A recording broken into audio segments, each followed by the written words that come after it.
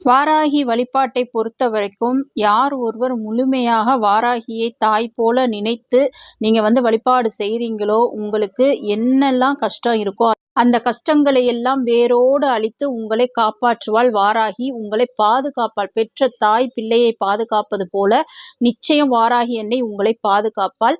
இது வாராகி வழிபாடு செய்ற எல்லாருக்குமே தெரியும். ஃபர்ஸ்ட்டு ஒரு தயக்கத்தோட ஆரம்பிச்சிருப்பாங்க. போக போக அந்த வாராகி அன்னையின் மகிமையை பற்றி எல்லாருமே புரிந்து கொள்வார்கள். அதனால தான் இந்த வாராகி வழிபாடு சமீபத்துல ரொம்பவே ஒரு முக்கியமான ஒரு வழிபாடாக பார்க்கப்படுகின்றது.